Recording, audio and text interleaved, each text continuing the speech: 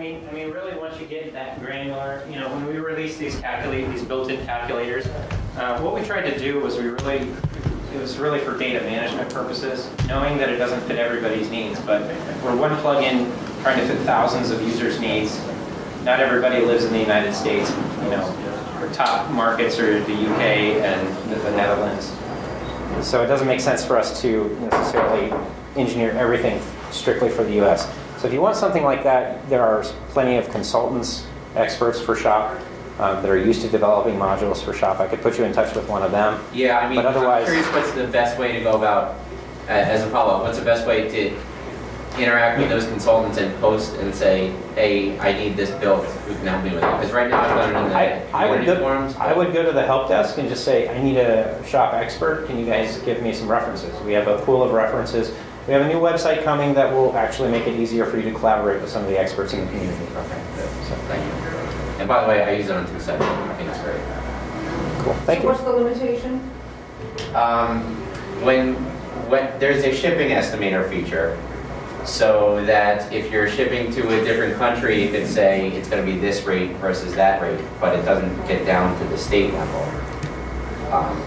For my products, I primarily sell them only in the US. And there's different rates if I'm shipping it to California versus New York, so I want to break it down to that level.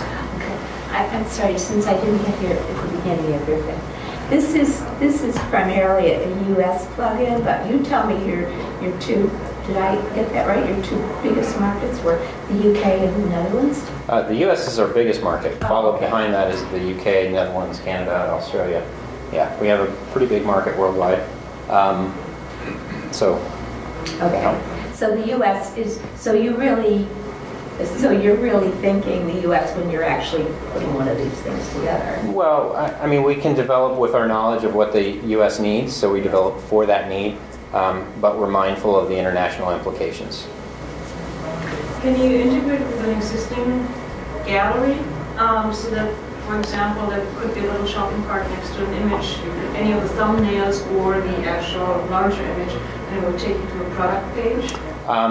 Shopp actually has, we use a system called template tags, which are sort of, if you're used to WordPress development, theme development, WordPress has several template tags that are available for WordPress content. We have the same thing specific to Shopp content. One of those tags allows you to take a category of a bunch of products and turn that into a slideshow that you can put anywhere on the page, or a carousel, a sliding carousel where you can thumb through pages of products very quickly. So those are built in. If you're looking for a WordPress plugin that does that, the problem is that most WordPress plugins are looking for posts. They don't know much about Shopp's products because Shopp's products are kind of in its own separate area. Now, a lot of the plugins are going this route of using custom post types, and they're fine to do that. We have a different belief that your e-commerce data, while similar in nature to content management, has enough specific needs that it needs an architecture engineered for large, very large scale sites. Shopp actually, I've seen Shopp successfully running very quickly with a catalog up to 15,000 products. Wouldn't push it too much past that. I've seen it. I've seen a catalog with 50,000 products, and Shopp coughs right now. But we're getting there. That's why we're doing the re-engineering that we're doing. And we're staging the re-engineering release by release, so we're not doing it all at once and crashing everybody's website. What was the number again? I'm sorry. 15,000 is probably a good upper limit. That's what I've seen in the real world. There's a Spanish site that's got about 15,000 products running on it. Search is fast, navigating categories, pulling up products is nice and speedy. Once you get to about, I would say probably 20,000, maybe 25,000, you're going to see most of the slowdown actually in the back end in the admin. So. If you addressed this yet, I was curious to know about your tracking of sales and things like that. You have an order management screen. The dashboard provides just kind of snapshot data, which, I did one order for $15.99, so it's going to show me the last 30 days in lifetime. And then some of the recent orders, some of the best sellers. That's just in the dashboard stats. Beyond that, in your orders, you can filter your orders to selected groups. So if I wanted to find out what was today, I could filter for today. If I filter for yesterday, it's not going to show up. It didn't show up for today either.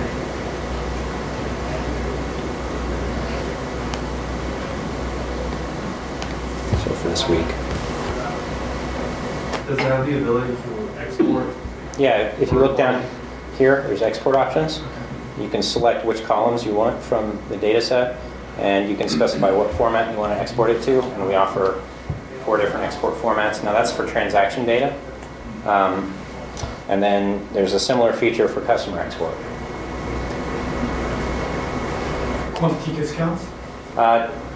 Tiered or volume-based discounts are not quite there yet. I would estimate it will be ready. It's listed in our roadmap for 1.3 development, which would take place sometime this summer, maybe for availability this fall, if everything goes smoothly. Can you do multiple shipping addresses off the same order? No, not yet. Is it is it open source, or would I be able to modify Yes, it? absolutely. It's we are a GPL licensed plugin. We have 200 template tags which allow you to access data and format it so it's seamless with your theme. But more importantly, for developers, we have 400 some filter hooks, action hooks that you can tie into and add as much custom code as you need at different segments of Shopp's functionality. For items in your catalog, any type of visual enhancements such as a magnifying glass to make portions of the image larger or spin the thing around, and I don't know what these things are called. It's okay. I guess what's the question specifically? Well, if I'm I don't know, art, selling art, and I've seen some sites where you can grab a magnifying glass and bring it over, and it will magnify portions that you're hovering over of the Yeah, there's a jQuery-based plugin called JQ Zoom that does something similar to that. Shopp ships with a default kind of out-of-the-box presentation. And for that effect, right now we're using a system called Colorbox, which gives you a modal display. But you can easily disable that. I should say, if you're a developer and you have some JavaScript understanding, you can swap out the engine, this modal engine, for a different one like JQ Zoom, or what is the other one? There's FancyBox. So I've seen plenty of users that have help on our community forums on how to do that. So it's possible, but you'll probably need some development expertise for that. What kind of development guides do you have? Do you have a forum for developers, or just we have a wiki that has documentation that our users are free to edit, but they never do. but it's there. Some people have made a few edits, but we have about 220, 250 different articles covering a lot of different aspects of Shopp. Some of them are beginner, easy articles. Some of them are pretty in-depth development tutorials. Just to provide, we can't cover all the bases, so if you're looking for a tutorial we don't have, you're free to post on the community forums, tag it documentation or tutorial, and we track those so that we can add them to our to-do list. Are things pretty well commented out in the code? Or? Yeah, absolutely.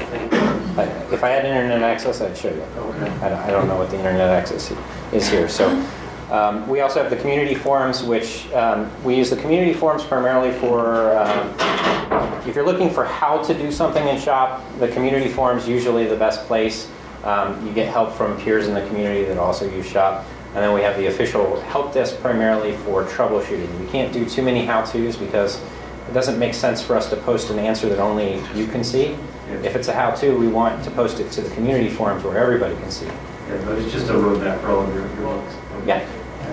Yeah, we do. We have all of the hooks listed. We don't have documentation for what every hook, action and filter hook does. There's like 400 of them. Yeah.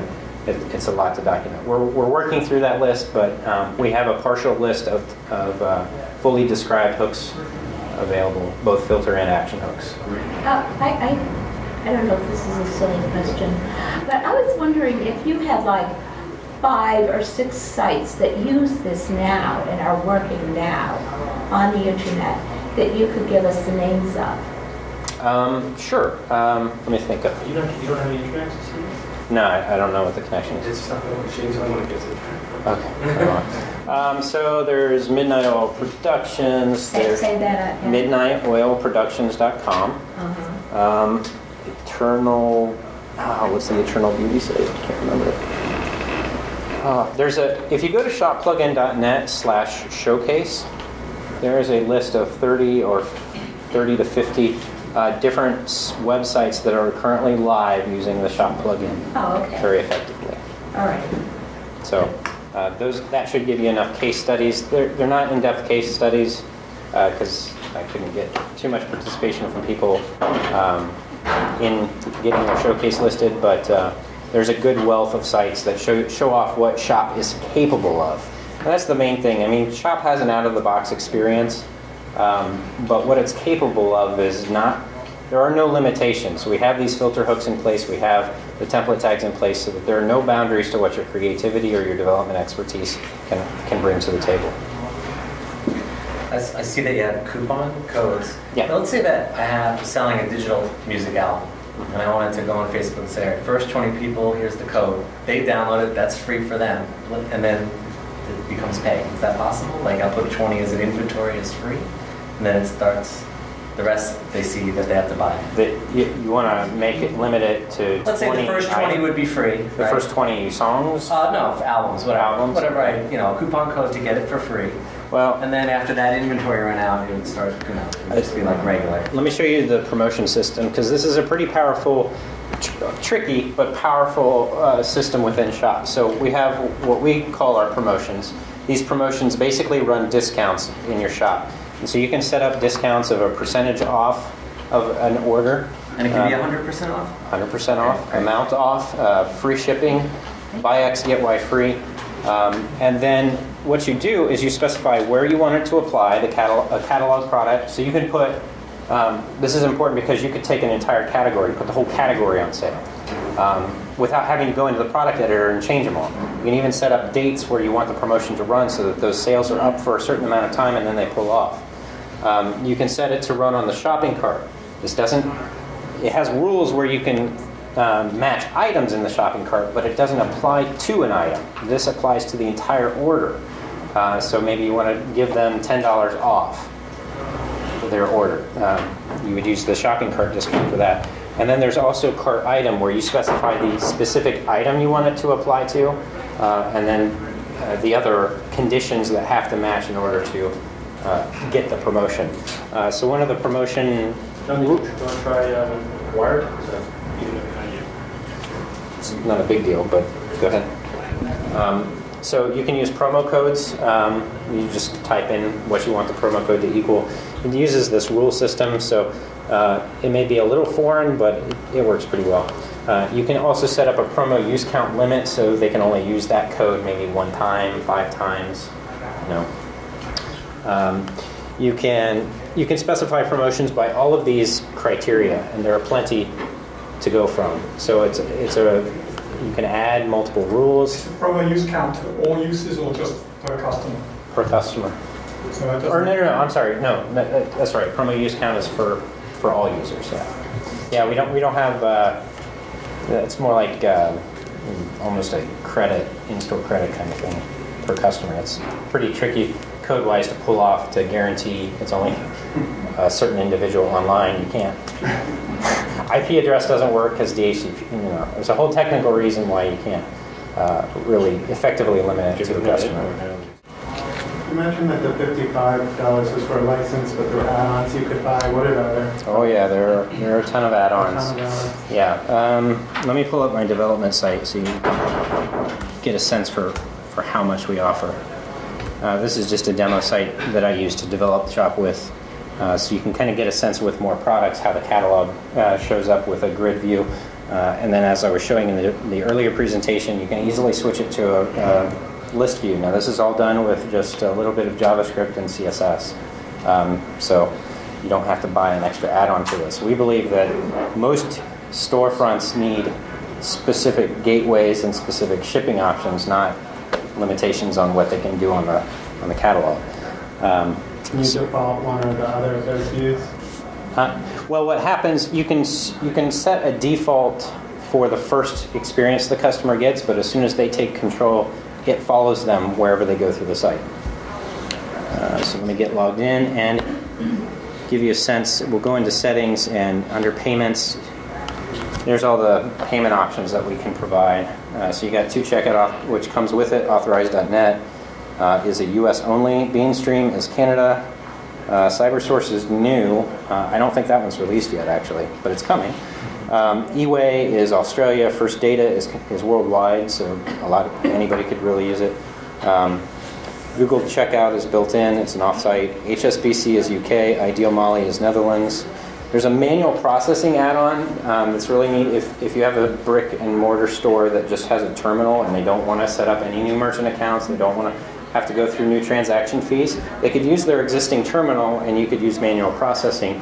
And we've created the manual processing to work in I think, a pretty inventive PCI compliant way. It does actually encrypt the credit card data that is stored on the server. So this is a PCI risk that you have to accept. It's a big PCI risk you have to accept, but it is fully AES encrypted at 128-bit strength, and the private key never leaves your web browser. The interesting thing is there's a new with modern browsers, there's a new database storage method that we use, and we can store the private key only in the browser, and it never touches the server. So there's no loss of security integrity. It's pretty sweet. What is PCI? PCI is the Payment Card Industry Security Standard. So you'll hear about the PCI DSS. That's the security standard that all merchants doing e-commerce with sensitive card information must comply with. And you actually, as a level 4 merchant, which is under a certain dollar amount of volume per year, you have to at least file a questionnaire checking off all the boxes of what you're doing. And I don't know where you turn that stuff in at because we're not a level 4. But what about compatibility with mobile things? Should work. I've honestly not tested. Mobile is not, with all of the other core features that we're trying, 2 years may seem like a long time in software. It is. It's pretty cool that we've been around for 2 years, but there's so much core stuff that we're getting working. And we take a slower approach than maybe some of the other plugins, but that's because we believe in building a strong, stable foundation rather than creating a massive problem. So we have massive problems alone, just dealing with what we're trying to do. So we take a slower growth approach, but I think it pays dividends for merchants and store owners. So that's all of the different payment add-ons. There are also shipping add-ons. You've got FedEx, Australia Post, Canada Post.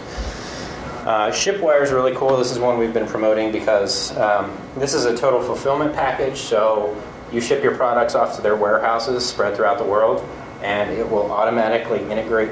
Shopp automatically integrates order fulfillment so that at the end of the order process, ShipWire gets a copy of the order, sends the shipment out. You didn't have to lift a finger. It also does inventory syncing, so whatever's at the warehouse syncs on a regular basis with your store to keep things in line. And then you can see tracking status updates and live shipping rates. Another feature of Shopp that doesn't get much press because it's kind of a techie, geeky feature, but I love it. We offer different storage methods for your assets. So your assets would be things like your product photos and your product digital files. So by default, actually, when you set it up, it actually stores in the database, in your WordPress database, in a specific table in your WordPress database. So what's great about that is there's no setup. Now, there are limitations that come with that. Most PHP MySQL installs only allow up to 2 meg files. So beyond that, you can't really get it in the system. But that's why we offer a file system as well. You can manage a file repository of all your digital products, And there's an easy attach method when you're setting up a product. You can just attach a file that's already on your file system. So with that, you can do 2 gig, 5 gig files, whatever your file system supports. And then we also have an add-on module, and this is new, that allows you to store your, I really recommend it for digital products, not so much for images. But you can store your digital product files on Amazon S3, so you can get your products in the cloud and have, especially if you have large product files, you might save some money in hosting. Backup. We don't supply backup, but how would I back up this? Backup Buddy is a popular plugin from our friends at iThemes, and just the same way you normally back up your WordPress, so you back this up along with. Yeah, back up your files, the theme files and the plugin files for your add-ons, and then back up your database. Backup Buddy does a great job, actually. We use it on our site. So. Well, just building off that, what's the export button that's there under Tools? That's for WordPress. Sorry? That's for WordPress. Yeah, but does that export all of the database, including shop stuff? No, it would only export stuff it knows about.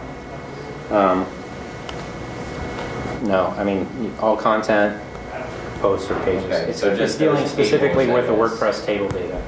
It doesn't touch the shop. And there are about 16, right now there are 16 tables that Shopp adds to your WordPress install, which we know is too much, and we're trying to cut that down. Shopp does technically work with multi-site. Our help desk can't support that, but it does work. And so what we're trying to do is we're re-architecting so that we can reduce the number of open tables, which reduces memory requirements, which makes things run much faster if you're doing multi-site installs. We've heard of Shopp running on a multi-site install with 100 different Shopp stores running at the same time. So it's possible even now. We want to make it better. What about short samples for digital downloads like that? Shopp doesn't deal specifically with that. You can use plugins that can recognize other assets that you upload maybe through WordPress. But Shopp doesn't have anything specifically engineered out of the box. Related product or something like that where... I'm not familiar. I know that there are several music sites with Shopp that are running WordPress plugins that manage that for them, that have the preview system, that works off of the Shopp repo or even off of the WordPress uploaded file. So you can upload a music file to your WordPress install through the little media uploader, and then use this plugin to show the preview. Right now that's a little extra work.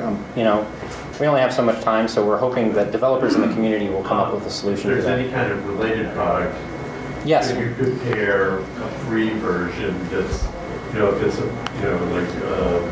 pictures, you could have a low resolution, or music could be a shorter sample or lower bit rate, but it could be like a sample version of the same product. Right, so you would just upload that sample as is, and then use your preview plugin to allow people to play the file. Yeah, there are WordPress solutions, plugins that work for that, in concert with Shopp, but not directly with Shopp itself.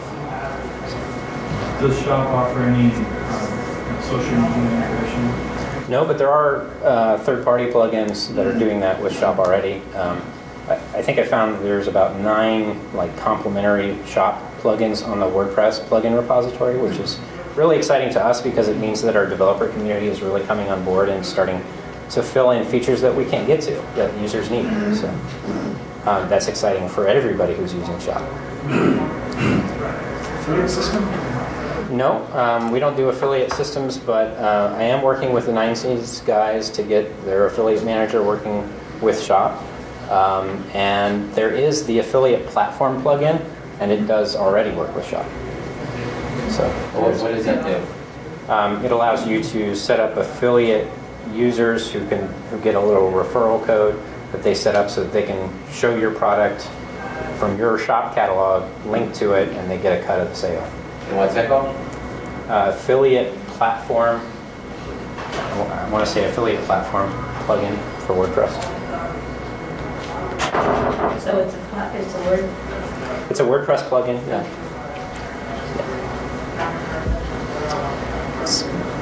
Some other interesting things. All you have to do is upload a single high-res image, and Shopp creates all of the derivative images on the fly, which is a really cool system because one of the key technical pieces that we're trying to do is good SEO, and one of the ways to do good SEO is fast page loads. So smaller images, smaller amounts of data means faster page loads. Our JavaScript files are minified, and we have our own concatenation system built off of the WordPress system that concatenates all of our JavaScript, which most plugins don't do. To put it all in one file, one request, it's even faster. I mean, we go to great lengths of detail to get this stuff done. Does that mean it's compatible with W3 cache? Not strictly. We're probably going to have to build our own caching engine, and we plan to do that. I think it's in the pipeline for 1.4, but yeah, W3 cache causes problems with these pages because it thinks it's a WordPress page. It caches the whole page in one session, so everybody gets the same shopping cart. So that's not a good thing. Does it tell you exactly what to make your high resolution image? Yeah, any resolution image guidelines?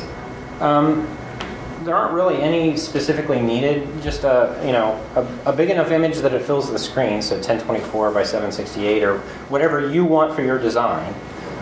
Shopp's going to show that as is. So that's up to you and your designer. But then from that, it can create all of the resampled smaller images on the fly, which it then caches, so it doesn't have to recalculate every time. So as soon as in your template, what's important for any theme people in here is if you're working on a theme and you're doing template customization, you can specify any size image you need at that specific place in the template, and Shopp will just regenerate the image on the fly, cache it, and then for subsequent requests are even faster. If I don't need a search feature on my site just because I don't have necessarily a lot of products, and I don't want a tag cloud on there, is there any reason I should be inputting the tags on the product pages, or am I just wasting time? Yeah, I mean, you don't have to. Certainly, it's there if you need it, but you don't have. There's no reason you have to use it. There are some smart categories that Shopp includes. I don't know if I have them listed here. Shopp has several smart categories, and this is a feature that's probably a geeky feature, but it has some real-world benefit.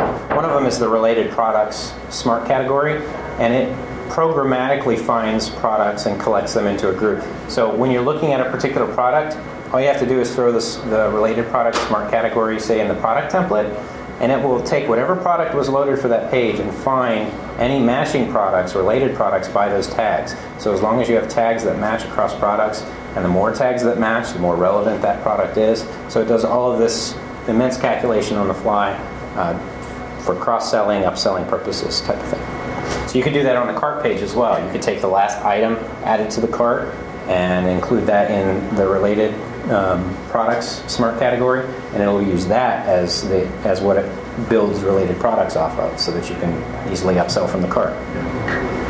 And it sticks those related products on the wherever you want. The product page. It's going to look like a category, so it's going to give it this grid layout unless you define a specific layout. I mean, I can get into some pretty technical, geeky stuff with doing the theme templates, but you can set up category-specific templates. So you could have a specific template for the related products smart category even, and give it a new look to make it look however you want. You could ditch the grid system, ditch the list view, and do whatever you want. The CSS is open. I mean, everything's editable, just like in any. I mean, one of the reasons why I designed Shopp to begin with was the existing solutions at the time didn't have any customization. You had to hack the core plugin, and if you had to do any updates, forget it, because you had to patch all your fixes in. So what I did was separate out the template system so that it's completely separate of the engine. You can copy the template files that are built into Shopp into your active theme, and every plugin update you do with Shopp doesn't touch them. It stays where it is. And then we have this template API, which is, pardon the technical word, abstracted, so that any changes we make in the core, we always make sure those template tags work, or we deprecate them and get rid of them. But we essentially don't break anything in your template files. That's the whole point. Can you customize, like, say, on your navigation of Shopp, can you customize those labels? Also, like the categories? No, like the top scroll up where it says about us. Yeah, the shop. Yeah. These also like add to cart and customize those things. Those are pages. Those are pages that Shopp installs when it gets activated. It installs 4 placeholder pages, and so they act just like regular WordPress page content with little specialized shortcodes that instead of displaying just a blank page with a shortcode in it, it actually displays all of the shop-related content. So you have a catalog page for your main storefront catalog. We call, like right now, we're on the landing page, what I call the landing page of the catalog. And then there's a shopping cart page, a checkout specific page, and the account page, which has the account menu and login system for that. Kind of the same. Let's assume that I have a reverse chronological blog with pages set up. And then I want to add this. So it would just be one shop, and it would take me to the shop area. But let's say on my blog, I wanted to add, hey, a new product. Is there a shortcode to add that product into my regular site? Yes, there is. So if we go in and into the admin here, and I can just take a post, which I don't have very many, and there's a nice little shop button that allows you to actually browse your categories. You could put in an entire category underneath your post, or select a product, if I can find one that has products there. So we can pick a product and insert that, and it generates the codes for you. How did you get to there, that insert window? Right here. We add a little shop on a button. Page or a post? Page, post, yeah. There's the category one. Like as I said, you could add an entire category if we wanted all the apparel products. We could just add the category shortcode, and it would show just like a category that would show up in the shop. Now shows up in your posts. There's also a buy now, where maybe you want to use that custom post type style where products are posts. Well, you could set up a post and just use a buy now button. There's a buy now shortcode that you could use, and you just reference the ID of the product, and it dumps everything into your post. Messaging or alerts. When the order is placed, is there any type of communication that will... You'll get an email? That I will get an email, and then the creator or the manufacturer will get an email that says quantity shipped to... Or if you're looking to resell for a manufacturer, that's kind of a different tack than the retail layout that we have set up. So what you're talking about is like wholesale, yeah, kind of the affiliate approach. Or if my sister in Massachusetts is doing fulfillment. Right. Mary Ellen. But you're talking about different vendors. It's not a vendor approach. No. It's a retail I would approach. suggest a solution to that. If you made an email that was an alias that mailed you and her, then that would solve the problem. Yeah, sure. If you forwarding with a custom title.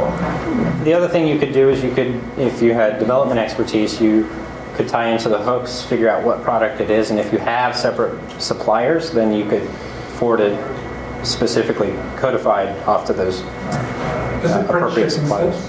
No, we don't do shipping labels yet.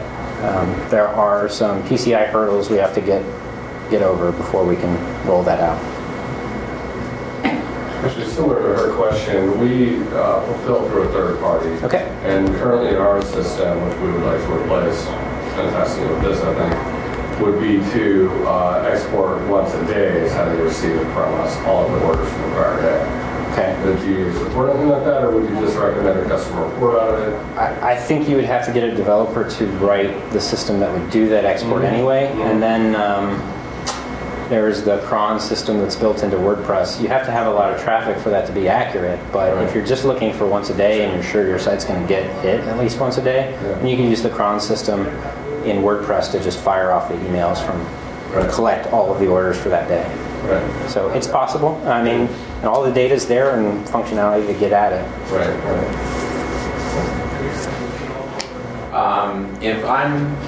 If I have the developer license so that I can install it on multiple sites, and I'm building these for clients other than myself, like they're not my personal sites,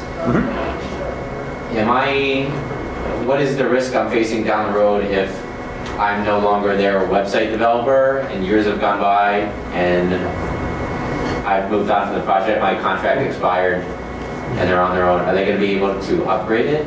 They'd have to buy their own single site for us to support it and then and get updates. Okay.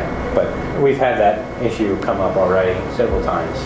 I mean, if you buy them a single site key, it's easy to transfer, and we're happy to do a transfer of ownership. But if you're doing a developer key, then you pretty much have to tell them they're going to need to buy their own key. And how? Is it just a matter of going into those shop settings and adding a new key once they buy it? Yeah. Is that easy? Yeah, they copy and paste the key that they get from their order and activate. Done. Okay. It's very easy. I'm sorry, I didn't, since I came in late. How much does this cost? It's $55 for the single site and $2.99 for a developer. So a pretty decent low cost of entry, really, when you consider what we're offering. Okay, and I'm sorry, can I just... Go ahead. Then what about these add-ons, particularly that one where you zoom in on something? That's not an add-on, that's more of a layout feature, which you'd have to, either you'd have to have the expertise to customize how that works, but that's not an add-on that we provide. All of our add-ons are either a payment gateway, a shipping rate provider, calculator, or a storage engine. Those are the three add-ons we offer. We don't dip into the, if we're going to do layout stuff, we'll either build it in core or release it for free. We do actually have an extras directory of free plugins that we've written for WordPress that enhance Shopp, Google Analytics, Google Sitemaps on there, and then there are several third-party plugins available, like Shopp Wishlist is available. So there are several free plugins even that can enhance Shopp. So something like you're asking would require either technical knowledge to swap things out, or a plugin that you might be able to get somebody to write for you. But so I just wanted to clarify the price. It's $55 a year for one site. No, not $55 period. It's $55 period, not per year. It's basically per major version. So for 1.0, $55. 1.1, $55. That first $55 still applies. You get it all the way through until 1.9, and then 2.0 hits, and there'll probably be an upgrade fee. The $200 is the same thing. $299. Yeah. Is there a limit on the number of sites? Yep. Now, keep in mind, we're going to be supporting you, not your client. You're responsible for your client. We support you as the developer. So. Do you have a ballpark of what you think the upgrade fees would be? No, that would be total conjecture. It's less than yeah. I'd say that's a pretty good deal, either way. Did you have a question? I'm done. Okay. I thought you had it. No, okay. Go for it. When upgrading Shopp, do you suggest doing it through the automatic update button, or is it better and less quirky and chance of error if you manually install the file? If you're able to auto-upgrade WordPress or auto-upgrade other plugins, then you should be able to. We use the WordPress auto-update system. It's just that the data is coming from our servers rather than their servers. If it's quirky at all, it might get quirky if you have a lot of add-ons, but we've tested it quite extensively, and with every add-on in the system, it'll auto-update flawlessly for us. So if you're having problems, contact the help desk, or do priority support if you need help right away. But I would recommend doing the automatic upgrade whenever possible, just because of how pain-free it is, usually. Otherwise, if you feel safer, you can do a manual upgrade by just FTPing, downloading from your Shopp store account and uploading to your server. Yeah. Can you discuss how to backup the database? Best way is to use any of the existing backup plugins for WordPress. It's the same WordPress database, so we recommend Backup Buddy. We do have a relationship with the iThemes guys, but I would certainly recommend it. All of our documentation is plastered with backup first, please. But Can you give an example of, and this is maybe difficult to do.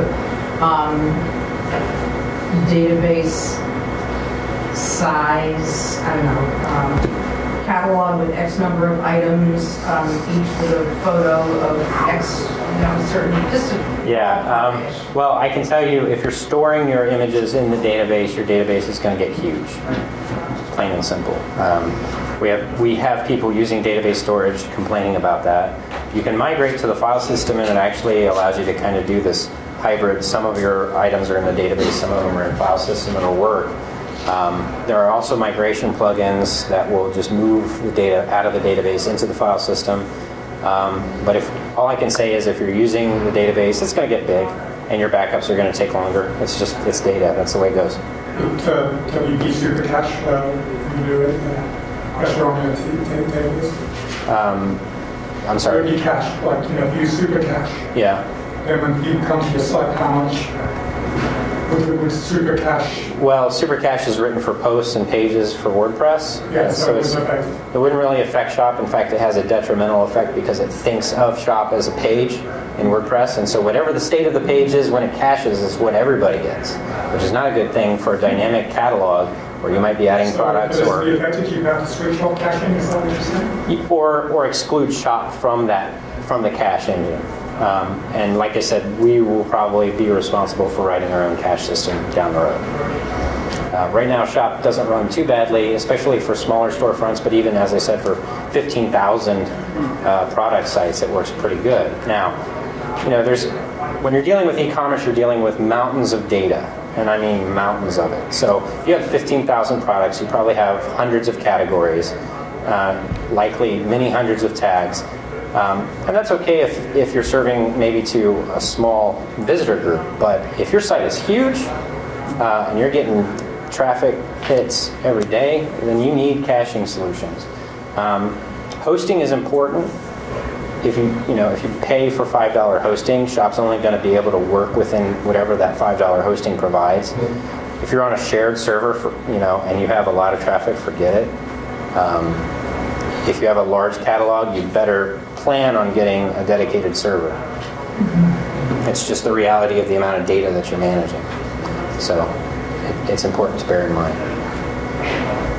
The file system, it's on your server, and if I have FTP in, I would just be able to see it by date. Well, yeah, you set up an upload folder or a Shopp products folder or something like that, or directory in your server, and then upload your product files there. You tell Shopp in the settings that you're using the file system and give it a full path or relative path to the WordPress install of where that data is going to live, and you can upload your images or mainly you'll be uploading the products, the digital products.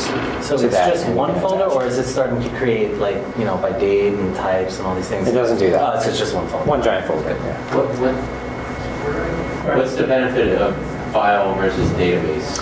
Database has a limit. Most servers and most hosting that you'll get will automatically limit the max upload size to storage size to about 2 megs. Part of that's PHP memory constraints. It's also MySQL memory constraints. MySQL is actually the main limiting factor. PHP is usually easier to work around.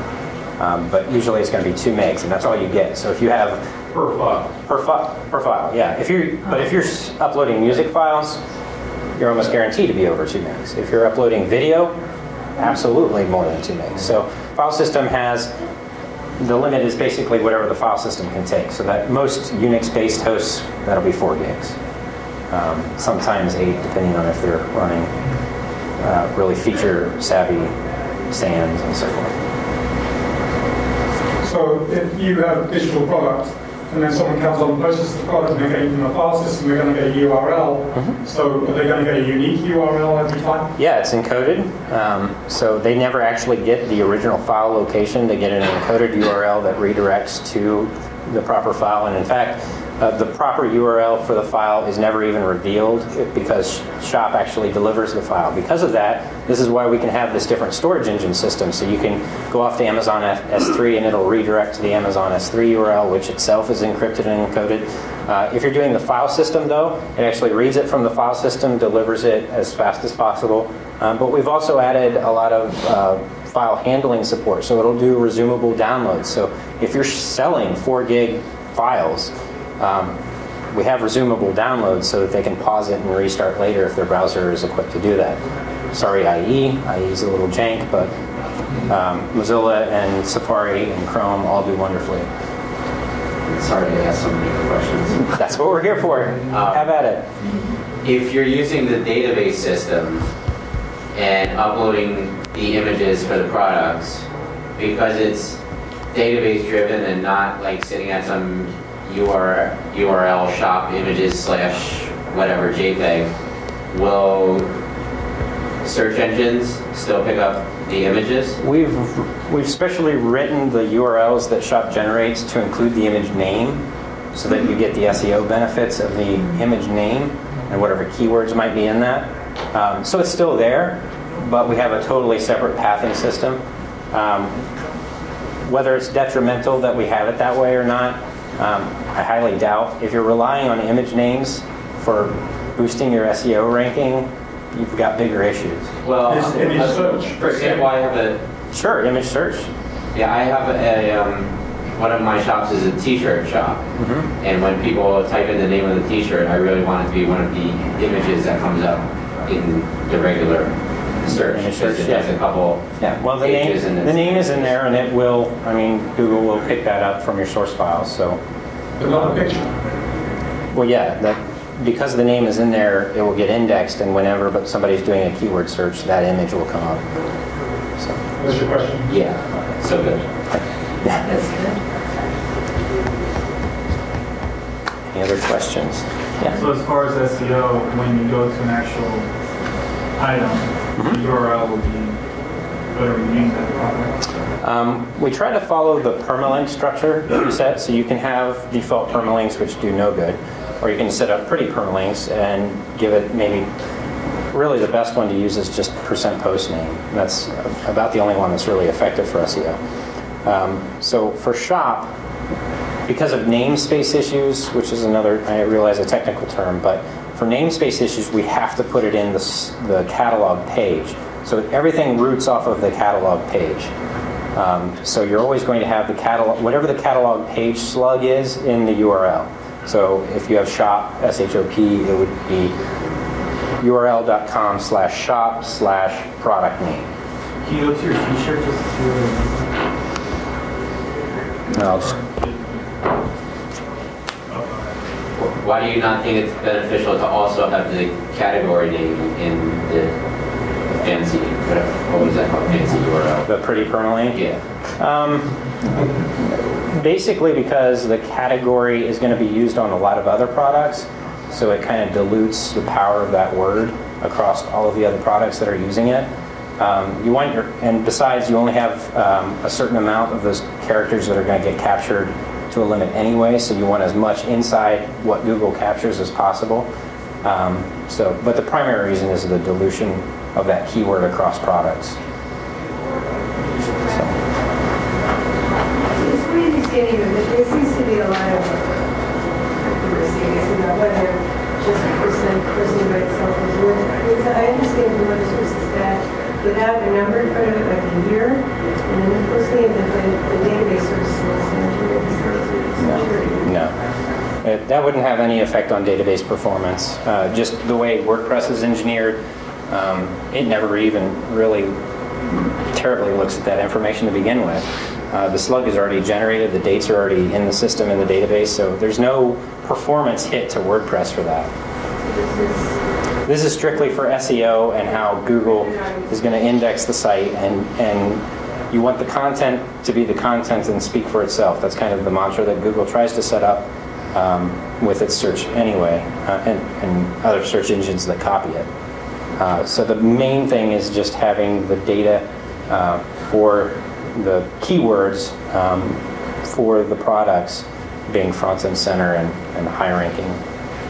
Putting it in the URL the way we do, we try, that reinforces that. Anyone else? Quick question about the search. Yeah. Is it a general search for all the products and you can't kind of is it categories or?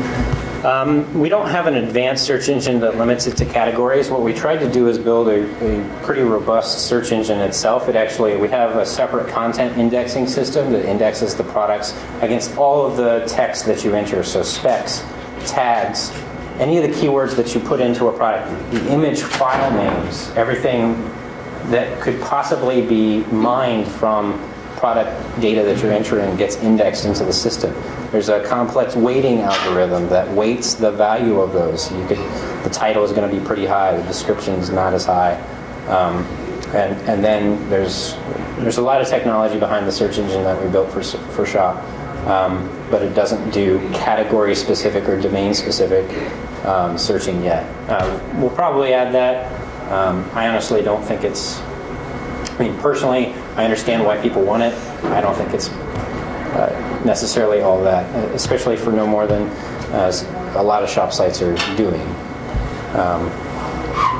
The category itself is pretty easy, and the number of keywords that you're going to have over 100 or 500 product site is just not going to be drastic enough that you're going to have recall issues.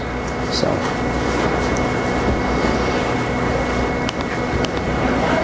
Is there something in the other two systems we heard about tonight that you admire in those systems that you don't have? I can't really speak for them because I don't use them.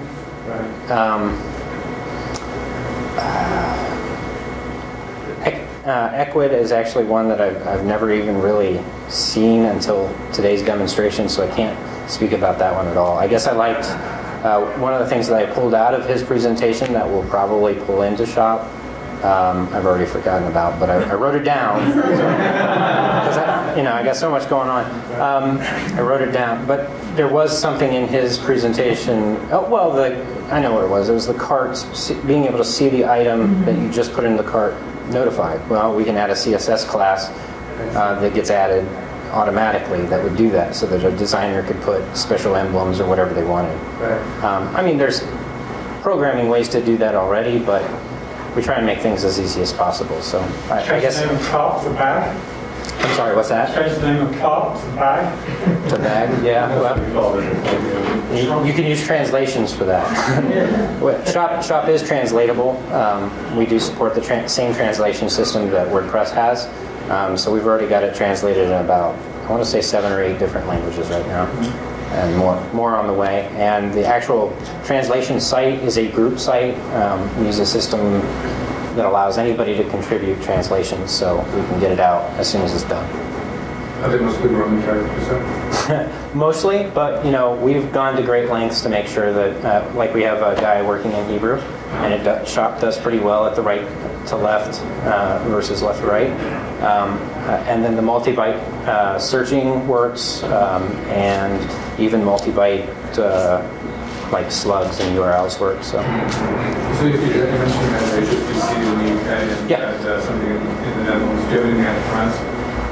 Nothing French specific yet. I've heard of one gate payment system that we might implement, but we're not getting a lot of the French beating down our door for anything yet. So we kind of have to focus our energy on where the demand is. So, all right. Okay. Well. There's no problem. We just had another hour or two guys. How hard is it to do like if you're with the bank you want to work with if it's not on the list? How hard is that? Okay, so if you're doing an off-site payment solution, which you wouldn't be doing if you're working directly with a bank, those are pretty difficult. There's a lot of hoops you have to jump through. If you're doing on-site checkout, where you have to have the SSL certificate, there are some PCI requirements available. The gateway, if you reference some of the gateways we already have, you could probably put it together fairly easily. For us, for most gateways, it really only takes us about 2 to maybe 3 hours to develop the gateway, its integration itself, if the bank's documentation is good. But it doesn't, very little upfront cost really for us to do it. And it's a pretty, we've got a framework that makes it easy to extend so that you can do different things for different banks, whatever their requirements might be, that has all the tools necessary for doing payment systems. So that helps. And it would be very advantageous for if you're hiring somebody to do development, you can do one. We don't have a whole lot of documentation around that set up yet. We've also we're working on a business partnership with Spreedly. You guys may or may not be familiar with them, but they have a new engine that actually has one API, and then they're going to write a connector to all of these other bank and payment systems. So we can use their one API and give you access to many, many more payment solutions than we could otherwise. So they've this is what we call an abstraction layer. So that abstraction allows them to just write support for all these other payment systems, and we only have to use one payment API. Spreedly. Yes. So I'd pull up the site if I could, but it's shopplugin.net. It gives you a basic overview when you land. There's a features page that is very long that tries to be a comprehensive list. You can't get access to the documentation or our support resources until you actually own a key that gives you that access. So unfortunately, there are some articles on the documentation that talk about requirements of the plugin that are available, so you can kind of get a sense for what we provide, but you're not going to get the full documentation. One other feature that's really nice, especially if you're a developer working with clients, when you activate your key, there's a little help button that shows up on every panel in Shopp. And you can click that button, and it gives them a very brief 1 minute, maybe 30 seconds to 5 minute video walkthrough of that panel. So, this is what we've tried to do for developers who don't, they want to handhold their client. Well, we've got the handholding already done for you. And not every video is quite complete, but we're getting there. So. So the $55 one doesn't come with that? No, the $55 one and the developer both come with that. As long as you have an activated key on the site, you get access to the help material. So, but it's just, I think it's a pretty neat feature for developers who need their clients to understand how to manage data. We also implement the WordPress role and capability system. We have specific roles and capabilities designed for Shopp. So you could use a role manager to kind of craft your own roles within Shopp to give or limit access to, maybe you have a customer service representative that needs access to orders but not all of the aggregate data of the shop, so all of those numbers are stripped out and they can just deal with individual order fulfillment, that kind of thing. There are a number of applications for that type of approach. Did you say that you're going to have affiliate stuff in the future? I'd like to develop an affiliate solution specifically for Shopp. One of the things that I think is a weak point in Shopp right now is the reporting. We want to build a full report infrastructure where we can design kind of a report framework of sorts that gives merchants and store owners the capability to craft their own reports. And we don't have to invent every single one. We can invent just a system that makes it easy to do. With that reporting infrastructure in place, then that's a stepping stone to having a fully seamless and integrated affiliate system, because you need reports to know how to do payouts, etc. So I'd like to do that. For now, you can use the affiliate platform plugin, and then there's the affiliate manager, or the affiliate plugin that 9 Seats did that we're working on integrating with Shopp. So that one we hope to have done fairly soon. Oh, really? Oh, that's good. Yeah. So there are affiliate solutions today, but one that's seamless and built in and supported by us may be a ways down the road yet. Just about to run out of tape. Okay. Well, thanks for having me. I really appreciate being here and getting to talk to you guys about it. So. Were you the main developer for this? I started development. We now have a team. I have a business partner, and then we actually are open source, so we're actually now getting other developers who are contributing code to our platform. So all we're doing is trying to steward the support experience to keep the whole project growing. So.